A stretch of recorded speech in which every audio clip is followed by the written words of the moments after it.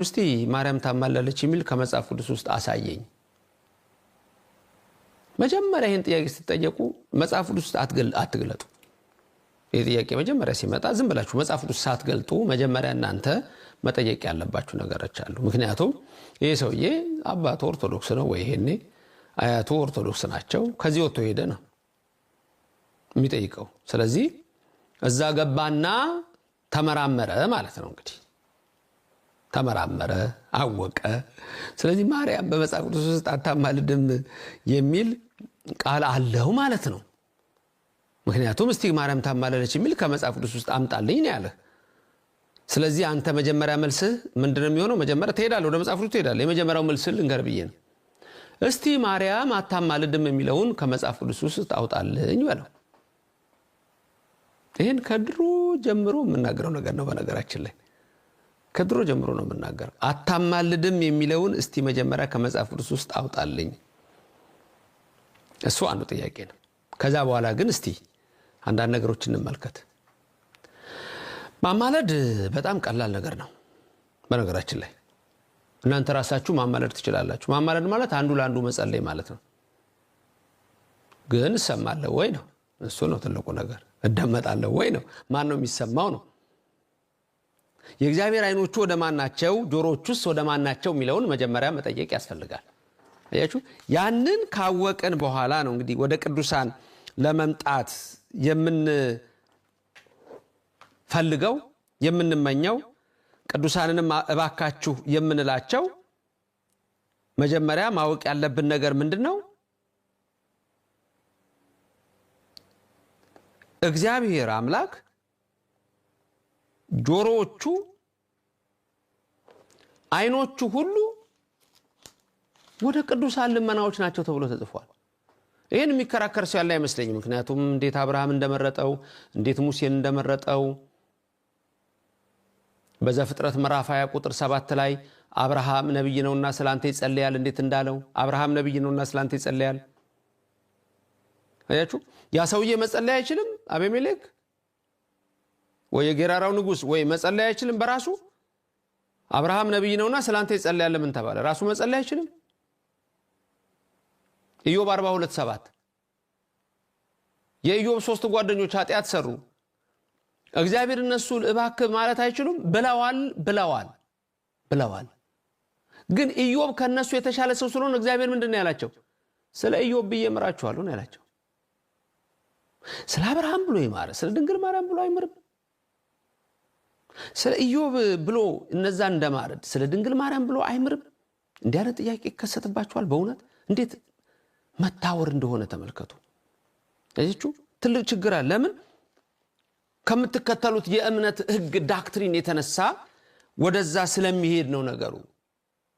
ግን መጽሐፍ ቅዱስ የሚነግረን አሁንም እንዳልኳችሁ የእግዚአብሔር አይኖች ሁሉ ጊዜ ወደ ቅዱሳን ናቸው። እንደውም በሌላ ንግግር ላይ በጣም የሚገርም ነው። ጻድቃንን የሚጠሉ ይጸጸታሉ የሚል ቃል ሁሉ እንዳለ ታውቃላችሁ። መዝሙር 33ን እስቲ በደንብ ተመልከቱት። መዝሙር 32ን ስለ ቅዱሳን ዳዊት ቀድሞ የተናገረው እንዴ እግዚአብሔር ተናግሯል እኮ የእግዚአብሔር መልአክ እንዴት በሰዎች ዙሪያ እንደሚሰፍር መዝሙር 33 ላይ እኮ ታገኙታላችሁ። እንዴ ቁጥር 17 ላይ ያለው ላንብብላችሁ። መዝሙር 33 ጻድቃን ጮሁ እግዚአብሔር ሰማቸው። ተመልከቱ፣ ጻድቃን ጮሁ እግዚአብሔር ሰማቸው። አንደኛ እነሱንም ከመከራቸው አዳናቸው። መንፈሳቸው ለተሰበረ እግዚአብሔር ቅርብ ነው አለ። ቅርብ እግዚአብሔር ለየዋህ ልብ ነው ያለ። መንፈሳቸው ለተሰበረ እግዚአብሔር ቅርብ ነው አለ። ቁጥር 21 ላይ ደግሞ ምን እንደሚል እንገራችሁ። ጻድቃንን የሚጠሉ ይጸጸታሉ። ጻድቃንን የሚጠሉ ይጸጸታሉ። ስለዚህ ድንግል ማርያም እስቲ ታማልዳለች የሚል ከመጽሐፍ ቅዱስ አውጣልኝ ስትባል እኮ አብርሃም ይማልዳል ይጸልያል ከተባለ አለቀ። ምን እንደምትፈልገው? አብርሃም ጻድቅ ነው፣ እግዚአብሔር የመረጠው ነው። ድንግል ማርያም ከአብርሃም ትበልጣለች። ካለፈው ትምህርታችን ላይ ምን ነበር ያየነው? እነ ሙሴን አምላክ አድርጌያችኋለሁ አይደል ያለው? አማልክት ዘበጸጋ ይባላሉ አላልኳችሁ? ድንግል ማርያም ደግሞ ከነሱ ሁሉ ትበልጣለች። ትንቢት የተናገሩለትን ወልዳላቸዋለችና የእመቤታችን ነገርማ ጽሑፍ ድንቅ ነው። ፈጣሪዋን ወልዳለች፣ እግዚአብሔርን ወልደዋለች። ስለዚህ ድንግል ማርያም የሚገርማችሁ ማማለድ ብቻ ሳይሆን በተሰጣት ቃል ኪዳን እንደምትሾመን ታውቃላችሁ። ትሾማለች ድንግል ማርያም። ትሾማችሁ የት? መንግስተ ሰማያት ቦታ ትሰጣችኋለች። መንግስተ ሰማያት መግባትን ታደላችኋለች። የድንግል ማርያምን ምልጃ ተማምናችሁ ሲኦል በፍጹም አታዩትም። ልንገራችሁ ምናምን አታዩትም። ስለ ቅዱሳን ብሎ ድንቅ ያደረገ አምላክ የሚሳናችሁ የለም አይደል ያላቸው ከተራራው ሲወርዱ ከደብረ ታቦር ማቴዎስ 17 ላይ ቁጥር 20 የሚሳናችሁ የለም አይደል ያላቸው። እዛው ላይ ማቴዎስ 17 ስትመለከቱ ደግሞ 17 ጀምሮ የመንግስተ ሰማያትን መክፈቻ ቁልፍ ሰጥቻችኋለሁ ያላቸው ለሐዋርያት። በምድር የምታስሩት በሰማይ የታሰረ ይሆናል። ድንግል ማርያም ምን ያህል ስልጣን እንዳላቸው ቅዱሳን ምን አላቸው? በምድር የምታስሩት አላቸው ሐዋርያት በሰማይ የታሰረ ይሆናል፣ በምድር የምትፈቱት በሰማይ የተፈታ ይሆናል አለች። ሰማይ ላይ ቦታ ታሰጣላችሁ፣ ቁልፍ ሰጠዋቸው የመንግስተ ሰማያትን አለች። ድንግል ሐዋርያት ቁልፍ ያዦች ናቸው። ቅዱሳኑ ቁልፍ ያስገባሉ፣ ያስወጣሉ። ድንግል ማርያም ደግሞ እዛ ቦታ ትሰጣለች። ይሄን በራሳችሁ ምሳሌ አድርጋችሁ እንድታዩት እንጂ እዛ ጋር ተቀመጥ እዛ ጋር ሚል ይኖራል ብላችሁ እንደማትገምቱ አውቃለሁ። ይሄን ያህል መቼም አታስቡም። ስለዚህ ድንግል ማርያም እንዴት እንደምትሾመን ሲነግረን ቅዱስ ዳዊት በመዝሙር 44 ላይ ምን ይላል?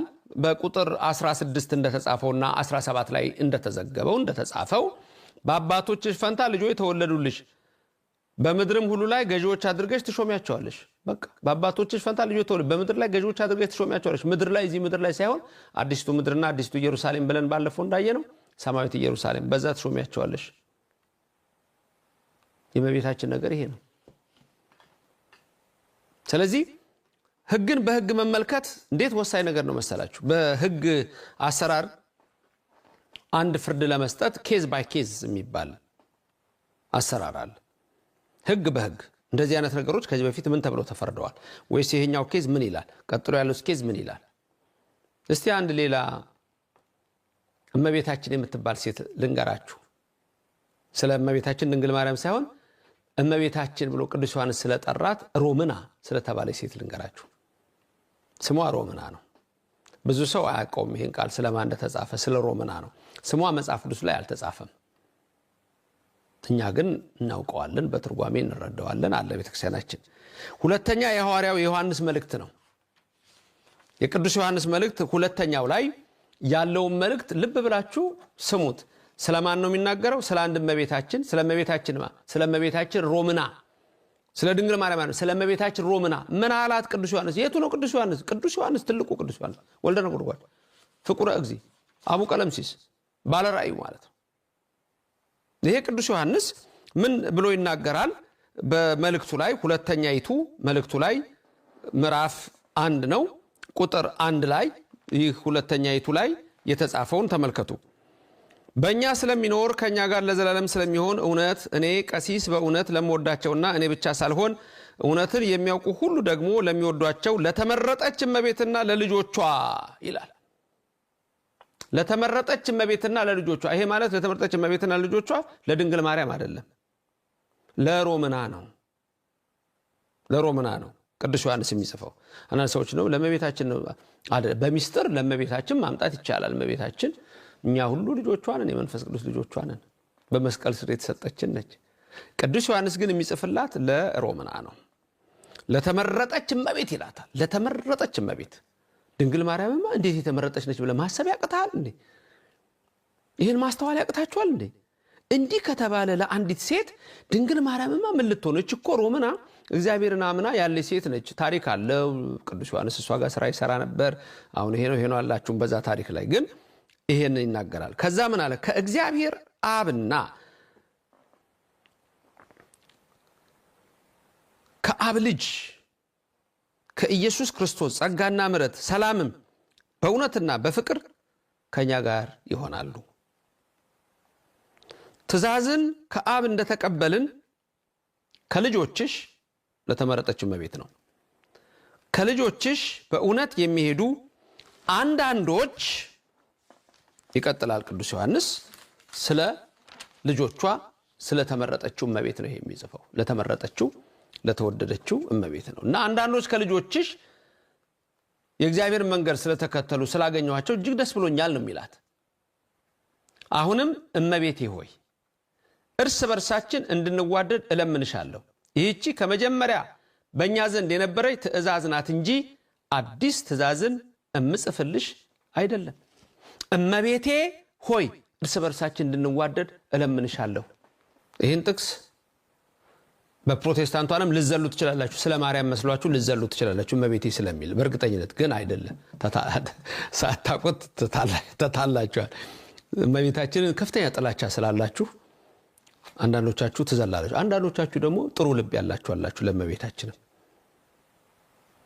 ቅዱስ ዮሐንስ እመቤቴ ብሎ ነው የሚጠራት ሮማናን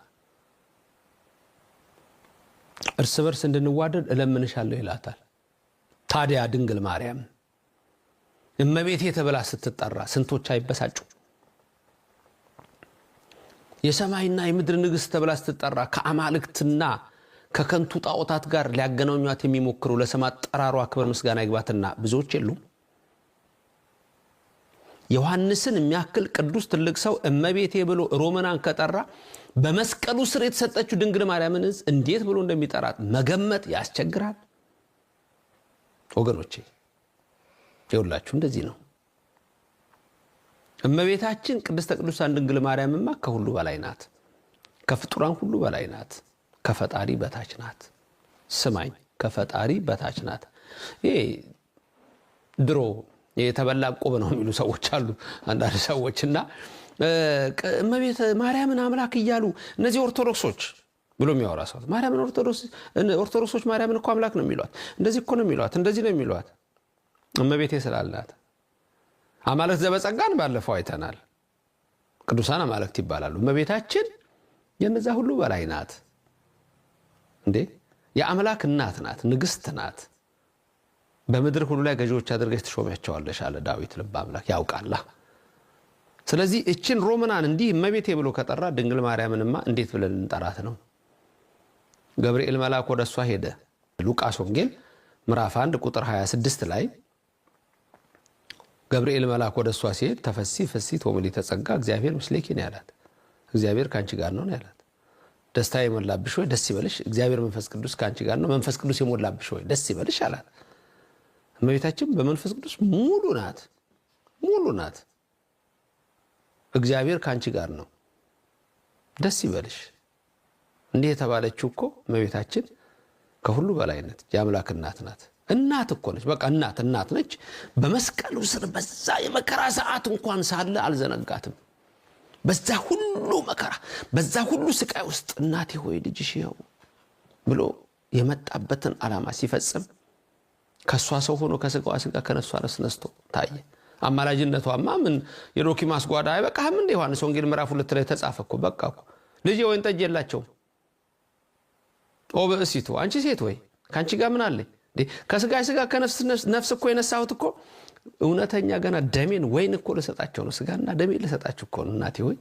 እንደሱ እኮ ነው እሱ ራሱ አጣም ተረጎምከው እንግዲህ ይሄንን አታወጣው እንግሊዘኛው ላይ ተጽፏል እመቤቴ ሆይ ይላታል ሮማናን እመቤቴ ካለ እመቤታችንንማ እንዴት ሊላት ነው እንግዲህ ወገኖች አስተውሉ የእውነትን መንገድ ወቁ የእግዚአብሔርን መንገድ ተረዱ በእውነተኛው መንገድ ተጓዙ የሰማነውን በልባችን ያሳድር የጠፉትን ይመልስ ከክፉ ነገር ሁሉ ይሰውረን ከአምላካችን እግዚአብሔር ቅዱስ ገብርኤል በእግዚአብሔር ፊት ሞገስ አግኝተሻል ብሏታል ሞገስ ብለስቲ ሰርች አርግ ሌላ ጥቅስ ልንገር ሞገስ የሚል ሙሴ ሆይ በፊቴ ሞገስ ስላገኘ ያልከውን ሁሉ አደርግልሃለሁ ይላል በፊቴ ሞገስ ስላገኘ ያልከውን አደርግልሃለሁ ይላል ዮሴፍም በጲጥፋራ ቤት በፈርዖን ቤት ሞገስ አገኘ አዛዥ ያረጋው ይላል ሞገስ ማግኘት ማለት መሰማት በእግዚአብሔር ፊት ሞገስ አግኝተሻል ማለት ትሰሚያለሽ ብትለምኝ ነው ያለው ገብርኤል እና ከዛ ውጪ ቃና ዘገሊላ ላይ እኔን ግንባር ያርገው ካልተባለ ወላዲት አምላክ አማልዳለች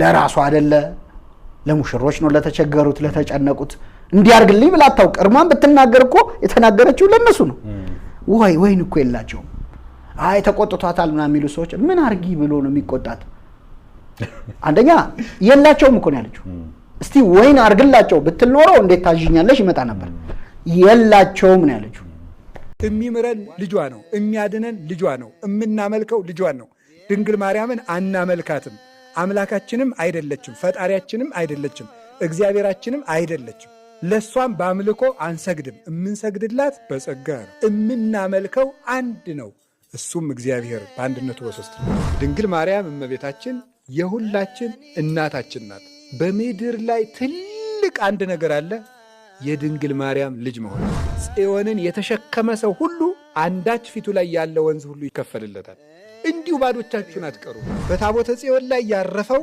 የእግዚአብሔር ቃል ነው በድንግል ማርያም ማህፀን ያለው ግን እግዚአብሔር ቃል ነው ራሱ ፈጣሪዋን የወለደች እርሷ ብቻ ናት የመጀመሪያ መምህርታችን የመጀመሪያም ትምህርት ቤታችን ነው ድንግል ማርያም አማላጅ ናት ምናምን ተብሎ መጽሐፍ ቅዱስ በስሟ እንደዚህ ብሎ ቢጻፍ እኔ እንደውም ይገርመኝ ነበር የእግዚአብሔር ቃል ለሚቀበሉት ሁሉ ፈውስ ነው ለሚያምኑበትም ብርሃን ነው የሚገባው ግን ስለመቤታችን ቅድስት ድንግል ማርያም ምን ያህል ታውቃለህ ከታሪኩ አልጀምርልህ ከተዳረጉ ደስ ይለኛል መጀመሪያ ከጴጥርቃና ቴክታ ነው እንትን ጴጥርቃና ቴክታ ምንድናቸው ሰዎች ናቸው እሺ ጴጥርቃ ወንድ ነው ቴክታ ሴት ናት ባልና ሚስት ናቸው እሺ ደግሞ ባለሀብት ነበሩ እሺ ግን ልጅ አልነበራቸው መካን ነበሩና ሌሎች ልጆች ወልዳ ሲያዩ ይቀኑ ነበርና መንፈሳዊ ቀናት ነው ደግሞ የዓለማዊ ቀናት አይደለም መንፈሳዊ ቀናት ይቀኑ ከዛ በቃ እግዚአብሔር ልጅ እንዲሰጣቸው ይለምኑ ነበር ከዛ ያርጁ ምናምን ሲመጡ ቴክታ በልማ አየች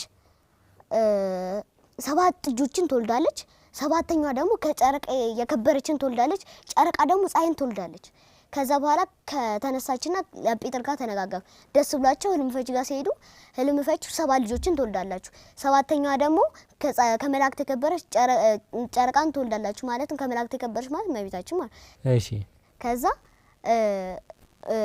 ልጅ እንደተባለ ወለዱ 7 ልጆች ዴር ሄርድን ምናምን እየተባለ እስከ ትውልድ አደረጋቸው 7 ልጆችን ወለዱ ከዛ መጨረሻ ላይ ማጣትን አግብታ ያቺ ሴት ሐናን ወለደቻት ሐና ከዛ በኋላ ሐና ደግሞ በቤተ መቅደስ በደም ካገለገለች በኋላ ከቤተ መቅደስ ሰኮኖ ጋር ከኢያቄም ጋር ጋቧት ከኢያቄም ጋር ከተጋቡ በኋላ ልክ እንደ ጴጥርቃና ቴክታ መካን ነበሩ እነሱ ሰዎችን ሲያጫውቱ ሲሆን እነሱ ይቀሩ ነበር እና ያረጁ ሲመጡ ህልም አየች ሐና ኢያቄምን አየ ኢያቄም ደግሞ የሐናን አየ ምን አየ ኢያቄም በማጽኗ የሐና ነጭ እርግብ ስታርፍ አየ እሺ የሐና ደግሞ የኢያቄም በትሩ ሲለመልም አየ እሺ ከዛ በኋላ ህልም ፈች ጋር ሲሄዱ ልጅ እንደሚወልዱ ነገራቸው እነሱም ደስ ተሰኝተው እመቤታችን ሊባኖስ ተራራ ተወለደች እንዴ ሊባኖስ ተራራ ተወለደች ደግሞ ብለን ስንገልጽ ነቢያት ትንቢት ተናግረው ነበርና አይሁድ ደግሞ እሷን ካገኙት ይገሏ ነበር ስለዚህ ደብረ ሊባኖስ ሲሆን ሊባኖስ ተራራ ተወለደች በልደታ ደግሞ ንፍሮ ባቂላ ምናምን በላለ የዛኔ ምግብ ስላልነበረ ንፍሮ ቀቅለው እዚህ የነበሩ ሰዎች ያመጡላን ነበር በዛ ምሳሌ መሰረት ነው የምንበለው ማለት ነው ለልደታ ንፍሮ የሚደረገው ለዛ ነው እሺ ከዛ በኋላ እመቤታችን ቃል ኪዳን ገብቶ ነበር መጀመሪያ 3 አመት በቤቷ ትኖራለች 12 አመት ደግሞ በቤተ መቅደስ ትኖራለች ተብሎ ነበር ከዛ 3 አመት ሙሉ በቤተሰቦቿ ቤት ኖረች ከዛ በኋላ ወደ ቤተ መቅደስ እየሰጣት በሄዱ ጊዜ ቀድሞ ዓለም ሳይፈጠር በአምላክ ሊነኛ የታሰበች ናት እመቤታችን እና መጀመሪያ ፋኑኤል የሚባለው መልአክ መና ወረደ መና በሚወርድበት ጊዜ መጀመሪያ ካህኑ ዘካርያስ ሄደ ወደ ላይ ከፍ አረገው ኢያቄም ሄደ ከፍ አረገው ሐና ሄደች ከፍ በቃ እቺ እመቤታችን ወይም ህፃናት ሙካሰባል እመቤታችን ስድሪት አወረደላት ከዛ ተመገሽ ወደ ቤተ መቅደስ ገባች ማለት ነው በታኅሳስ 3 ከዛ 12 አመት ሙሉ ቆየችና እዛ ጥጥ እየፈተለች ምን ይያለ ከዛ 15 አመት ሞላት ከዘኛው ቤተሰቦቿ ጋር 3 አመት ቤተ መቅደስ 12 አመት 15 አመት ከዛ በኋላ ካህኑ ዘካርያስ ለማን ይሰጥ ተብሎ ተጨንቆ ስለነበር ቤተ መቅደስ ገብቶ ጸለየ ከዛ ቅዱስ ገብርኤል ተቀልጦለት በእስራኤል ያሉ በትሮችን ሰብስብና ጸልይባቸው ከዛ በነጋቱ ነጭ እርግብ የወጣችን በትር አውጥተ ለዛ ሰው ስጣለ ከዛ በትሮችን ሰበሰበና ጸለየ ከዛ የዮሴፍ በትር ነጭ እርግብ ታይታ እንትናለች ማለት ነው ለመለመች ከዛ በኋላ ለዮሴፍ ተሰጠች ከዛ በኋላ እመቤታችን እንደተባለው ጌታችን መድኃኒታችን ኢየሱስ ክርስቶስን ትወልዳለች ተብሏል አይደለ? ስለዚህ ቅዱስ ገብርኤል መጥቶ አበሰራት። ልጅን ትወልጃለሽ፣ የሚወለደው ከሶስቱ ቅዱስ አንዱ ቅዱስ ነው። እነሆ ኤልሳቤጥ ከሸመገለች ካረገዘች በኋላ ልጅን አገኘች። እነሆ መካን ሲሏል ለእግዚአብሔር የሚሳነው ነገር የለምና ይላል። ስለዚህ እሷም ትወልዳለች። ስሙንም አማኑኤል። እሷ ምንድነው እሷ ትፈልግ የነበረው ምን አለ የአምላክ እናትን ሂጂ ባገለገልኳት ቢያንስ እሷን አገልግዬ እንትን ባረኩ ነው። ግን እሷ የአምላክ እናት ሆነች ማለት ነው። ስለዚህ ከዛ በኋላ እመቤታችን ጸነሰች። ከዛ ካህኑ ዮሴፍ በህልሙ ቅዱስ ገብርኤል መጥቶ ይሄ የእግዚአብሔር ልጅ ነው ከሶስቱ ቅዱስ የሚወለደው ወልድ ነው ብሎ ሲነግራት አመነ። እሱም በጣም ደስ አለው ማለት ነው። ከዛ በኋላ ጌታችን መድኃኒታችን ኢየሱስ ክርስቶስ ተወለደ። ከተወለደ በኋላ አደገ፣ እናቱን የታዘዘ አደገ። ከዛ በኋላ ልክ ለኛ ሲል በቀራንዮ መስቀል ተሰቅሎ በእሁድ ትንሳኤውን አየን። እመቤታችን ያረፈችበት ቀን ጥር 21 ነው። ከዛ በምታደርግበት ጊዜ ሐዋርያት አላዩአትም። ከዛ ሐዋርያው ቶማስ ከህንድ ሀገር በደመና ተጭኖ በሚመጣበት ጊዜ አገኛትና እመቤታችን አንቺ እኮ ልታረጊ ነበር፣ ሐዋርያት በሙሉ አይተውሻል።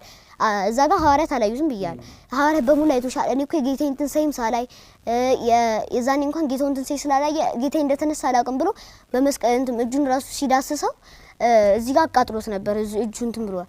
ግን ከዛ እመቤታችን አንቺ ራሱ ስታርጊ ነው የተሐዋርያት አይተውሻል። እኔ በቃ እኔ ማረባ ሰው ነኝ ብሎ ሊፈጠፈስ ሲል እመቤታችን ያዘች እንደ ካንተ በቀር ለማን ትንሳኤን ያየ የለም ብላ ለዚህ ማረጋገጫ የሆነለ ዘንድ ሰበን ሰጠችው። ከዛ ወደ እሱም ደስ እያለው ወደ እነሱ ጋር ሄደ። ከዛ እመቤታችን አግኝቻት ነበር አለ። አንተ አትዋሽ አሉት። ከዛ በኋላ ካላመናችሁም ብሎ ሰበኑ አናሳያት። እነሱም በቃ አመኑ። ከዛ በኋላ ሱባኤ ይዘው እነማ ሐዋርያት ምክንያቱም ያረፈችበት ስጋዋ እንዲሰጣቸው በ16ኛው ቀን አርጋለች ማለት ነው። በጣም የሚደንቅ ትምህርት ነው። ለምን መማር ፈለክ ይሄን ሁሉ እውቀት? እግዚአብሔርን እወደዋለሁ እስካልክ ድረስ ሳታውቅ ባታመሰግኑ ምንም ዋጋ የለም። ስለዚህ ሃይማኖታችንን ማወቅ አለ። የምታወራው ነገር በሙሉ ትልቅ ሰው የሚያስብል ነው። ግን ከኩዮች ጋር ትጫወታለህ? እንዴው ምን ትጫወታላችሁ? መዝሙር ይባላል አይደለ? የመጨረሻው ፓርት በሱ መዝሙር ትላለህ። ምን አይነት ነው እስቲ አጫውተኝ። ደስ ይበለን አምላክ አለ መሀላችን ምን ይከፈል ለዚህ ስራው ገናና ነው አምላክ ክብርህ በህ ሌላ ነገር ተመሰርታለህ ማለት ነው። ጀምርሽ ገብቶኛል። ገባሬ መንከራት በገሉ ያወቅነው የእግሮቹ ትቢያ የአራዊት ስንቅ ነው። ገብረ መንፈስ ቅዱስ የአምላክ አቃቢ ሕግ የኢትዮጵያ ዋስ ነው ፈጥኖ የሚታደግ ግነዩ ለእግዚአብሔር